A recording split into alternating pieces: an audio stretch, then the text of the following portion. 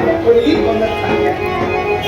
देवही भक्तात असताना अद्वैत नाटक श्रवणम कीर्तनम विष्णु स्मरणम पाठसेवनम आत्मनिवेदनम वेदम उत्सवणी उदाहरणम या नववेदा भक्तीच्या एकूण जगतबंध आहे. आणि म्हणूनच या जगतपालक नारायण आपल्या कष्टी वेदांनी ध्यान केले. जिचं नाव वाचवे वैजयंती माला. आता वैजयंती माला म्हटली आणि आठवण झाली आम्हाला मागे द्वारपाल म्हणजे जय आणि विजय. या विजयची पत्नी म्हणजे जयंती. ही जयंती नेहमी स्वयंपाक बनवत होती आणि तो नैवेद्य किंवा तिचे श्वशुर मला समर्पण करीत होते. आणि त्या नैवेद्याचं पान थेट या वैकुंठात नित्य नियमाचा हा क्रम सुरू होता. पण एक दिवस मात्र क्रमात फार वेगळा झाला. जयंतीला स्वयंपाक बनविला पण घडलं ते काय? नैवेद्य अर्पण केला पण ते भोजनाचं पान या वैकुंठात काही केल्या येईल. तक्षणी जयंतीचा श्वशुरांनी प्रश्न केला, जयंती तुझ्याकडून काय आगळी, तुझ्याकडून काय चूक घडली? तक्षणी जयंती उत्तर देती झाली, स्वयंपाक पूर्ण बनला गेला पण मला कुठंतरी काहीतरी राहिलं. मी नीट खावायला विसरले आणि म्हणून तो स्वयंपाक मी पदार्थ चाकून पाहिला. त्यामुळेच हा प्रकार राहिला. तक्षणी श्वशुरांचा मारा वाढला गेला आणि श्वशुरांनी जयंतीला शाप दिला, जयंती तुझ्याकडून चूक घडली म्हणून देवाला नैवेद्य समर्पण होत नाही. तू या विश्वात शिळा होऊन पडशील. जयंती शिळा झाली पण विजयला मात्र जयंतीचा विरह सहन होईना. विजय त्या शिळेकडे गेला आणि मिठी मारून घाट उठून रडू लागला.